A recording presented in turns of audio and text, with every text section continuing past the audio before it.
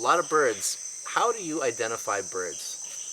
That's a very good question, and it is an art. There are a lot of things to think about.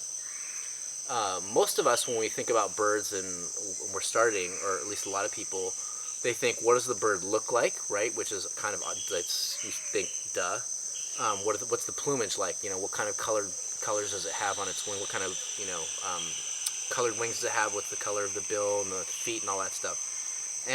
But there's a lot more to it. And when we think about birds, there's, I'd say, 3 or 4 things you want to think about. One is obviously the plumage, like we talked about. What are the different colors of the plumages on the different parts of the body, right? But the plumages are the feathers. And then the second thing that's really important is what I rely on a lot. A lot of us rely on, especially in these tropical environments where there's lots of species, are the vocalizations. Learning the bird's calls and its songs. And then the third thing that's really important is understanding a bit about the bird's behavior. And then the fourth is the body size and knowing something about where the species are supposed to be. So those 4 things in combination can really help you identify birds rather quickly.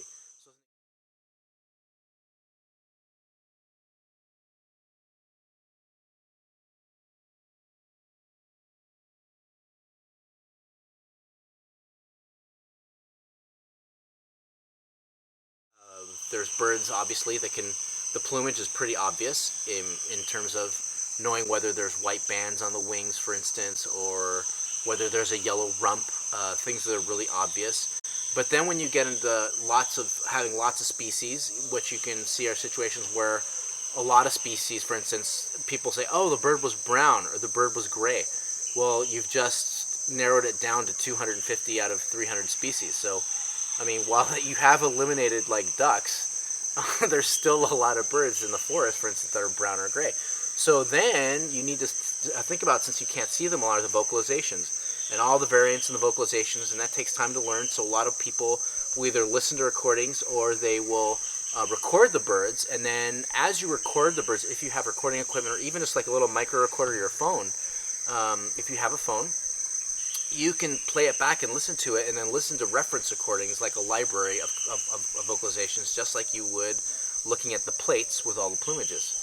And so you can learn the birds very quickly that way, and especially in the environments where you can't see, the vocalizations are probably the most important. And then, of course, on top of the vocalization, if you do see the bird, maybe you won't see the plumage very often because the bird pops up and maybe it wags its tail or something. Well, there's only a few birds that wags its tail, and how does it perch? Does it perch upright? Does it perch horizontally? Is it just a nervous bird like a warbler just constantly hopping around? That in itself can tell you that it's one of 5 species maybe, or it can eliminate a lot of the species by just looking at the behavior. So these are all things that you can look at to think about when you want to ID birds. And then, of course, does it belong there? So, if you're like, oh, look, there's a bird, I think it's a petrel. Well, you're in the rainforest, so in the understory, so it's probably not a petrel, right? So there's knowing something about the life history of the species. Those are some things to think about. And then when I started, I came down and I was not knowing what I wanted to do in my life, and I was a Peace Corps volunteer, and I volunteered to do a project where I coordinated with this expatriate British ornithologist to help train local guides and to learn about birds so that they could increase their marketing skills, or their skills as tour guides, and ID birds and charge more for tourists. So I learned the birds with these guys, and it was about 40 to 50 species. And then after I finished Peace Corps, I didn't know what I wanted to do in my life, but I did know I wanted to go explore some places where there were lots of birds. And that's how I did it. Oh, so after Peace Corps, I wanted to do a project where I had been in Bolivia, and I wanted to work with an NGO, a non-profit organization, where they wanted to go check out birds in the northwestern Amazon, and I wanted to, because it was kind of like being an explorer, and most of us don't get that opportunity anymore. And so I wanted to do that, and so to do that, I had this basis of birds I knew from the Peace Corps, and then I learned reference recordings, and I listened to a bunch of reference recordings, about 300, before I went down, just so I had a basis of being able to ID things. So when I hit the ground, I could say, hey, that's Cryptorellus variegatus, that's a variegated tinamou, or that's a Brazilian tinamou, I could tell already. So that really helped, and that was how I kind of got started.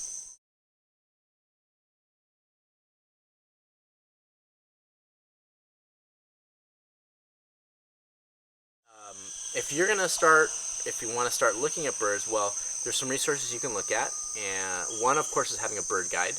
Bird guides are always really helpful, and then having a bird guide, what's really important is people always look at the plates. But a lot of times, the people who draw the plates have the way they draw them, a lot of times you see the birds, they look nothing like what they're in the plates. The plates are a guide, and because birds look very different in different types of light, right, with different colors, and in different environments. So the plates are just a guide, but the real important thing is to look for the diagnostics in the text when you read, and that's really important when you look at a bird guide, to see about the behaviors and the vocalizations, and then what to look for specifically on the plumages, on the variation of the plumages. The second thing is, if you can't afford books, there's some resources online, but there's a lot of vocalizations you can listen to online on Zeno Canto and Birds, the Macaulay Library of Sound by Cornell. So there are lots of vocalizations you can listen to. So if you hear a bird in your neighborhood, on a tree on the sidewalk or in your local park, you can say, well, I think it's one of these species, and then you could go to the local library, hopefully, and then if you don't have a computer, and you can look it up, and you can start playing those back. You maybe record it on some device, and then you can see if it's similar to what you hear from the recordings that you hear online. So those are some resources that you can start with, and then when you get better, you can invest in some binoculars, right, to help you ID things. Obviously, binoculars are great to have to see things up close, and then recording equipment would be great too. But that's down the road if you have the time and the money.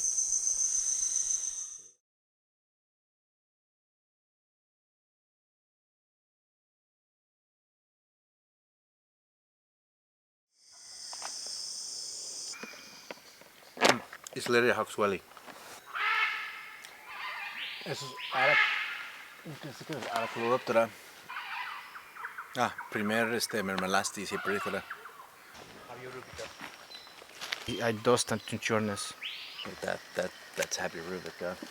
Like this Dendraxitaxis rufigula. Oh, that's Xiphorhynchus obsoletus. And then we have Crypturellus undulatus. Okay, then you have Attila spataceus. Oberus leucophrys. Xiphorhynchus guttatus. Over here we have Daterna simplex. And that's Halophilix navia. That Attila spataceus. This is Cloteria navia. This is Halophilix navia. Eso es guttatus. Cuando man es macho. Eso fue en el arma. Hembra longipenes. Axilares, más cantando. Xenops rutilans. Hembra axilares. Avia rubica. Entonces son dos avia rubica. Menetres y macho. Piculus chrysochlorus. Dendrocolaptis. That's Xiphorhynchus elegans. Philorapyrodes. Axilares. Macho axilar de Damnomanes. Alarma. Axilares 3 metros macho. Axilares hembra. Tachyphones rufiventer. Longipenes. Menetresi. Pegyptila stellaris.